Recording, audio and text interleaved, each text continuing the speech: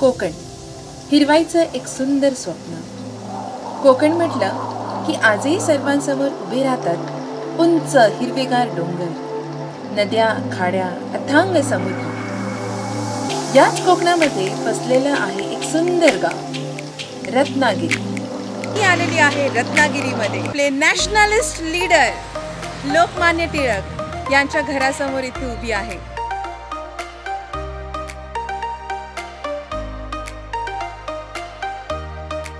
आता मी इथे आलेली आहे मांडवी बीच वरती,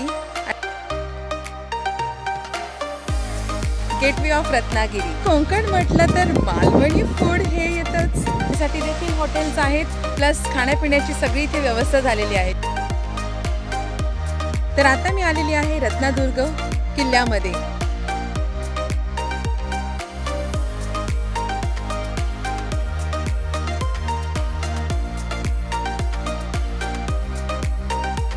समुद्रातलं शिवाजी देखील म्हणतात। आता मी आलेली आहे थिबा पॅलेसच्या इथे।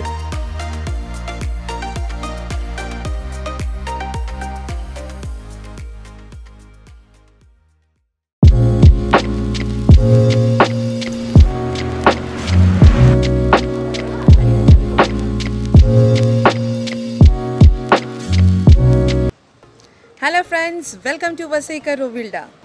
फळांचा राजा आंबा आणि हापूस आंबा आपण म्हटलं तर आपल्याला रत्नागिरीची आठवण येते।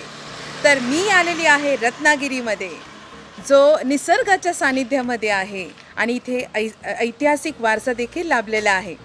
आणि हे रत्नागिरी शहर हे आपलं बाल गंगाधर टिळक म्हणजेच लोकमान्य टिळक यांचं बर्थ प्लेस देखील आहे। तर असे हे नॅशनलिस्ट लीडर या ठिकाणी जन्माला आलेले आहेत। अँड गेस व्हॉट, मी आता आपले नॅशनलिस्ट लीडर लोकमान्य टिळक यांच्या घरासमोर इथे उभी आहे। हे त्यांचं बर्थ प्लेस आहे, इथे त्यांनी जन्म घेतलेला आहे, इथे त्यांचं बालपण गेलेलं आहे। तर अशा या घरासमोर मी उभी आहे। And I think I am very much lucky to see this, कारण as a history student and as a history teacher I love to visit such places. But एक निराशा पदरी आलेली आहे, कारण कोरोना असल्यामुळे हे म्युझियम, हे घर आता म्युझियममध्ये कन्वर्ट केलेलं आहे। जे काही लोकमान्य टिळकांच्या घरी सगळे सामान होतं ते सगळे या म्युझियममध्ये पाहायला मिळालं असतं, पण आता हे बंद झालेलं आहे कोरोनामुळे। नेक्स्ट टाईम पुन्हा जर यायचं इथे मला चान्स मिळाला, मी नक्की येईन, because I want to see his house from inside.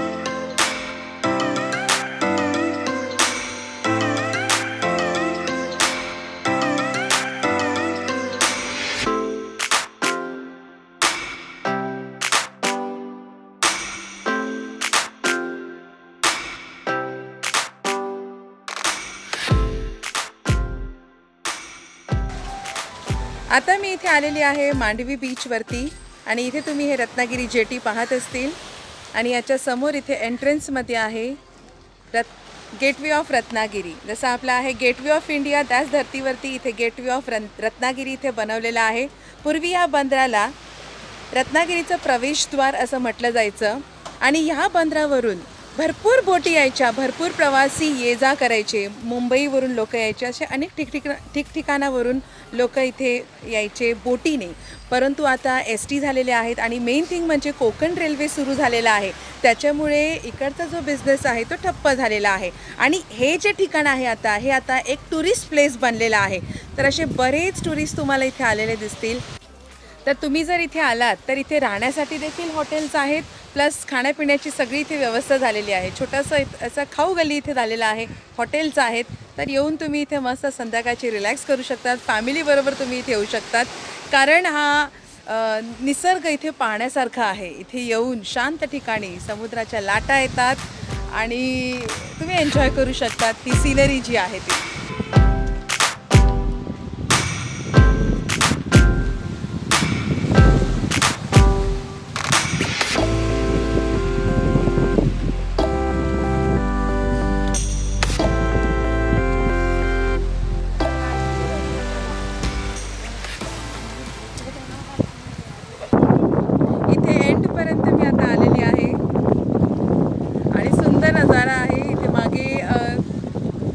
Mountains आहेत, त्या साईडला देखील माउंटेन आहेत. आणि संध्याकाळच्या वेळेला आले ना तर हे जे लाईट्स आहेत, कारण खूप असं लांब असं मोठं असं ही एरिया आहे आणि हे लाईटिंग सगळे पेटलेले असतात, लाईट सगळे पेटलेले असतात. हे लॅम्प्स संध्याकाळच्या वेळेस एवढे सुंदर दिसतात. कधी तुम्ही आलात रत्नागिरीला तर इथे देखील विजिट करा. Worth seeing it, very nice. तर मी इथे प्रॉपर रत्नागिरी सिटीमध्ये आलेली आहे आणि रत्नागिरी सिटीमध्ये म्हणजे बस स्टँड जवळून हे सगळे जे पॉईंट्स आहेत, हे सगळे पॉईंट्स, हे सगळे जे टुरिस्ट प्लेसेस आहेत हे 1 किलोमीटर 2 किलोमीटर एवढेच डिस्टन्सवरती आहेत. म्हणजे जास्त लांब जाण्याची गरज नाही आहे. गुगल मॅप तुम्ही सुरू केला की तुम्हाला लवकर जवळपास सगळे डिरेक्शन्स जे आहेत ते तुम्हाला कळतील. तुम्ही इथे येऊन राहू शकतात, तुम्ही पाहू शकतात सगळे प्लेसेस. मी एक्सायटेड झालेली रत्नागिरीला यायला, कारण सगळ्यात महत्त्वाचं हे आपलं कोकण आहे आणि कोकण म्हटलं तर मालवणी फूड हे येतंच. अँड मालवणी फूड जबरदस्त.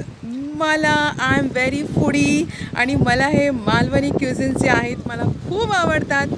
मस्त जेवण झालं दुपारी, मालवणी फूड खाल्लं, फिश थाळी घेतली होती अलॉंग विथ सोलकढी. नाईस. तुम्ही इथे आलात तर हे मालवणी डिश देखील तुम्ही सगळे ट्राय करू शकतात.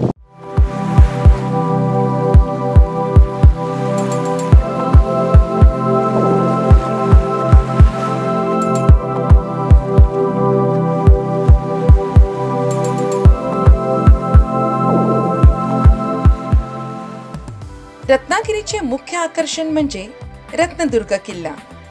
हा किल्ला रत्नागिरी शहरापासून 2 किलोमीटर अंतरावर आहे. रत्नदुर्ग किल्ला गिरिदुर्ग प्रकारातील आहे. या किल्ल्याची बांधणी बहामनी काळात झाली होती. 1670 साली हा किल्ला छत्रपती शिवाजी महाराज यांनी आदिलशाह कडून जिंकून घेतला. पुढे 1790 साली धोंडो भास्कर प्रतिनिधी यांनी किल्ल्याची डागडुजी करून त्याला लष्करी दृष्ट्या मजबूती आणली. 1755 मध्ये हा किल्ला आग्रे यांच्या ताब्यात होता व त्यानंतर तो पेशव्यांच्या अंमलाखाली आला. पुढे 1818 मध्ये रत्नदुर्ग इंग्रजांच्या ताब्यात गेला.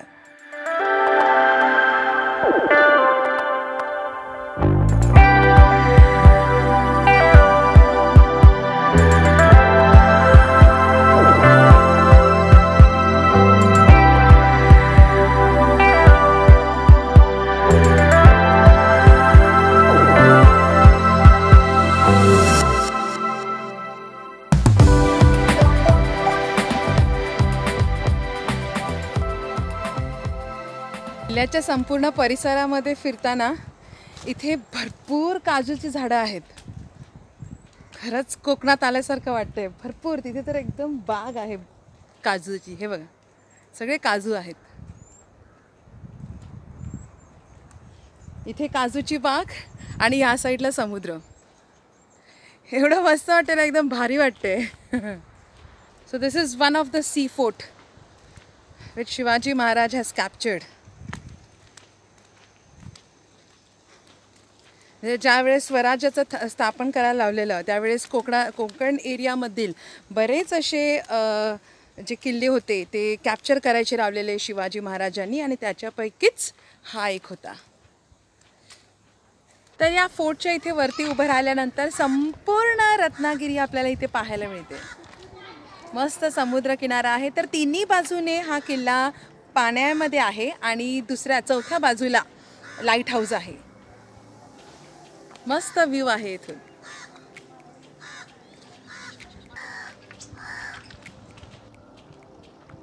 आम्ही आता या वेताळ बुरुजच्या इथे आलेले आहोत. इथे बरेच असे बुरुज आहेत. तर या वेताळ बुरुजच्या इथून मी तुम्हाला आता नजारा दाखवते. एका साईडने संपूर्ण इथे समुद्र दिसतो, दुसरं काही दिसत नाही आहे. आणि दुसऱ्या बाजूला मी तुम्हाला सांगितलं कारण 3 sides are covered with water and 1 side is the lighthouse. So ह्या बुरुजवरून तुम्हाला संपूर्ण समुद्र तिथे पाहायला मिळेल आणि ह्या साईडला तुम्हाला लाईट हाऊस पाहायला मिळेल. I will show you all that. हे आहे लाईट हाऊस.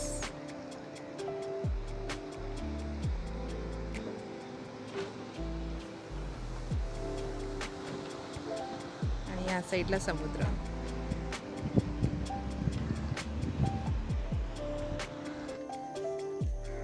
तर जसं मी तुम्हाला सांगितलं भरपूर इथे काजूची झाडं आहेत. तर जाताना इथे ना एक टिपिकल फ्रेग्रन्स येत होता.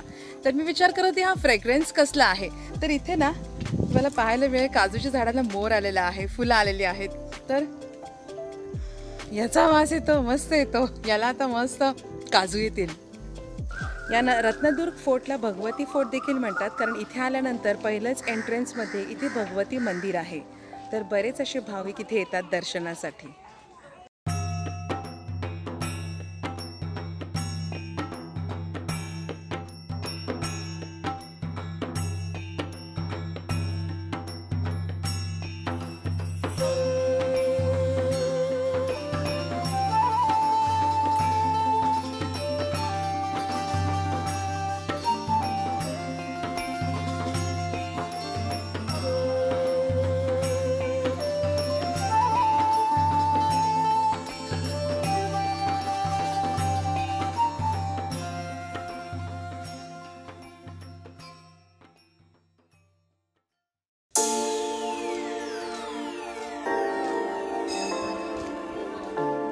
आदिलशाह ऑफ बिजापूर यांच्याकडनं आपल्या छत्रपती शिवाजी महाराजांनी हा किल्ला जिंकल्यानंतर त्याच्यानंतर अराउंड 1770 to 75 या दरम्यान ह्या किल्ल्याचं जे देखभाल होतं ते कान्होजी आंग्रे यांनी केलं. यांना म्हणतात दर्या सारंग कान्होजी आंग्रे. दर्या सारंग कान्होजी आंग्रे यांना समुद्रातला शिवाजी देखील म्हणतात, कारण ह्यांनी बरेच असे मर्चंट शिप्सवरती हल्ला केलेला आहे. जसे ब्रिटिश होते, पोर्चुगीज, डच यांच्या मर्चंट शिप्सवरती ह्यांनी हल्ला केलेला होता.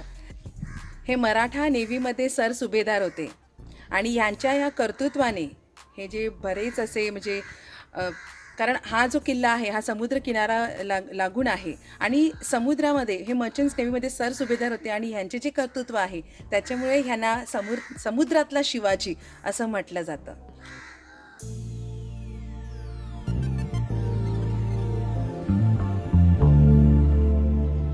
तर आता मी आलेली आहे थिबा पॅलेसच्या इथे. तुम्ही माझ्या मागे इथे थिबा पॅलेस पाहू शकतात, पण हे देखील आता बंद आहे कारण कोरोनाचं सगळं सावट आहे. त्यामुळे सगळ्या ठिकाणी जिथे म्युझियम्स आहेत किंवा असे पॅलेसेस आहेत ते बंद केलेले आहेत. तर हे जे थिबा पॅलेस आहे हे ब्रिटिश गव्हर्नमेंटने 1910 साली बांधलं गेलं. त्यावेळेस ब्रह्मदेश म्हणून देश होता ज्याला आपण आता म्यानमार म्हणतात. तर त्या ब्रह्मदेशचा राजा थिम्बामीन याच्यासाठी हा राजवाडा इथे बांधला गेला, कारण या थिम्बामीन ह्या राजाने जवळजवळ 7 वर्ष या ब्रह्मदेशवरती राज्य केलं आणि हा शेवटचा राजा होता, कारण ब्रिटिशांनी जे त्यावेळेस ब्रिटिश सगळे त्यांचे एम्पायर एक्सपांड करत होते and so they captured this Myanmar which that time it was called as Brahmadesh. आणि त्या राजाला त्यांनी अटक करून 1885मध्ये त्यांना पहिलं मद्रासला नेलं आणि त्यानंतर म्हणजे आत्ताच्या वेळेचं जे चेन्नई आहे तेव्हा त्यांचं मद्रास प्रोव्हिन्स होतं, तर त्या ठिकाणी त्यांना नेलं आणि मग त्या ठिकाणाहून त्यांना रत्नागिरीला आणण्यात आलं. तर ते अशासाठी की पुन्हा हा जो राजा आहे हा लोकांना एकजूट करून पुन्हा त्याच्यावरती अगेन्स्ट हल्ला करू शकतात. त्यामुळे कदाचित त्यांना म्यानमारवरून मद्रासला आणलं गेलं, मद्रासवरून म्हणजे मद्रास प्रोव्हिन्सवरून त्यांना रत्नागिरीला आणलं गेलं. तर असा हा थिबा पॅलेस त्यांच्यासाठी इथे बनवला आणि त्या म्हणजे किंग थिबा त्यांच्या पत्नीसह आणि 4 मुलींसह या घरामध्ये ते बंदिस्त होते.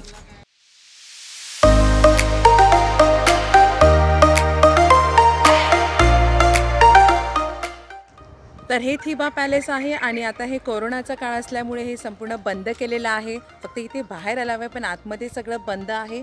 आणि तुम्ही पाहत असतील याचे जे फ्लोरिंग आहे हे वुडन फ्लोरिंग आहे अँड इटालियन ग्लासेस आहे तिथे. तर असं हे थिबा पॅलेस आहे आणि इथे आतमध्ये म्युझियम देखील आहे जे आर्किओलॉजिकल डिपार्टमेंटच्या अंडर आहे. तर असं तुम्हाला इथे म्युझियम पाहायला मिळेल. म्हणजे या म्युझियममध्ये इवन थिबा किंगच्या काळामध्ये इथे ज्या ज्या काही वस्तू होत्या ह्या सगळ्या त्या म्युझियममध्ये ठेवलेल्या आहेत. तर असा हा म्युझियमचा परिसर आहे.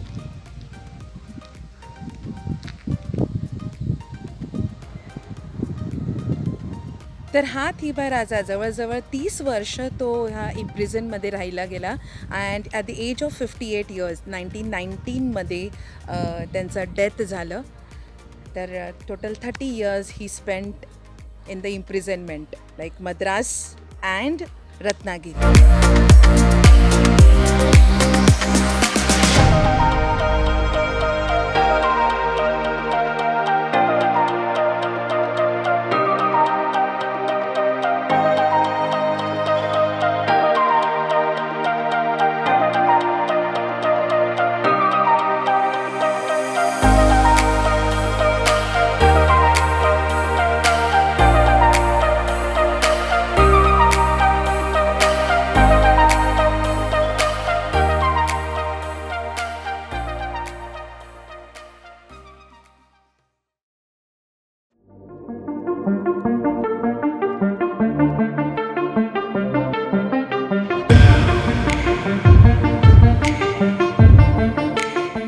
आता मी आलेली आहे राजमाता जिजामाता या उद्यानामध्ये आणि ह्याच जागेला थिबा पॉईंट देखील म्हणतात.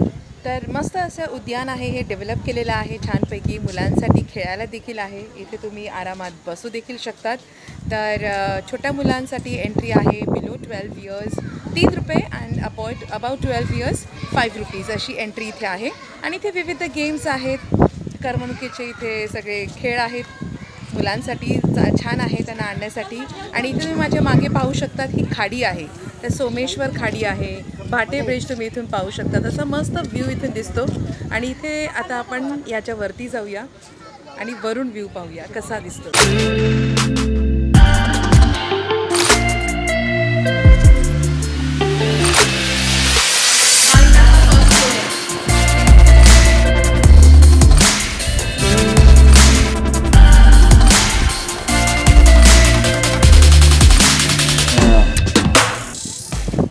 थिबा राजवाड्याचा हे थिबा पॉईंट आहे.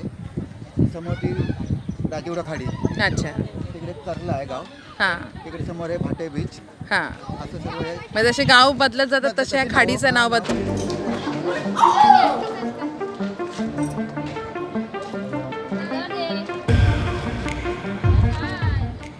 टॉपमोस्ट फ्लोअरला इथे आता आम्ही आलेलो आहोत. एकदम उंचावरती आहोत आणि उंचावरून हा व्ह्यू एकदम मस्त वाटतो.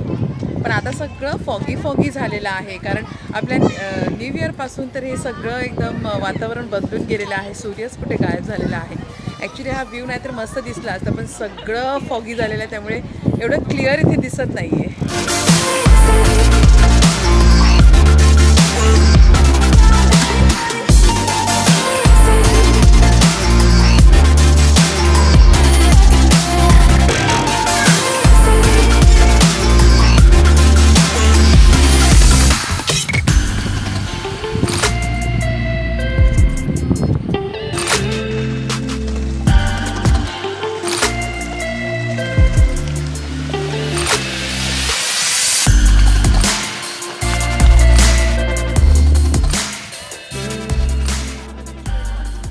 इथे ॲक्च्युली सनसेट पाहण्यासाठी लोकांची खूप गर्दी होते, पण इथे आता सनसेट मस्त पाहायला मिळाला असता, पण हे सगळं फॉगी झालेलं आहे, त्यामुळे सन इथून दिसत नाही आहे. एकदम लाईट असा डॉटसारखा सन इथे दिसतो. नाहीतर एवढं मस्त इथून सनसेट दिसला असता ना, सुपर्ब वाटलं असतं.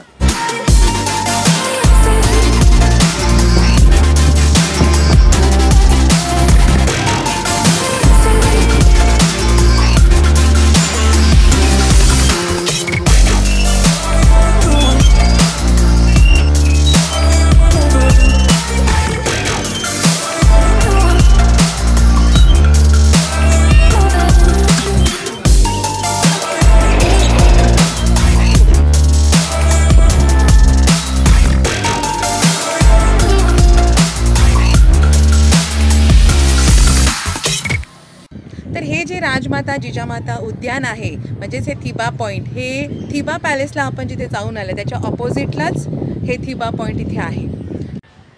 तर हा माझा रत्नागिरीचा पहिला दिवस होता. तर ह्या ठिकाणी आता बरेच असे प्लेसेस मी व्हिजिट केलेले आहेत. बीचवरती जायला मिळालेलं नाही आहे, पण इकडचे बीचेस देखील मस्त क्लीन असे आहेत. Because Ratnagiri is also famous for beach. तुम्ही इथे आलात तर नक्की तुम्ही व्हिजिट करा. सो उद्या मी इथून जाणार आहे गणपतीपुळेला, जिथे तुम्हाला बीच पाहायला मिळणार आहे. तर till then stay tuned with me. कमेंटची वाट बघते. प्लीज कमेंट बॉक्समध्ये कमेंट द्या कसा वाटला तुम्हाला व्हिडिओ. आणि सबस्क्राईब केलं नसेल तर सबस्क्राईब बटनला क्लिक करा. त्याच्या बाजूला बेल आयकन असेल तिथे क्लिक करा, म्हणजे माझे नवीन व्हिडिओ आले का पहिलं नोटिफिकेशन तुम्हाला येईल. Till then bye bye.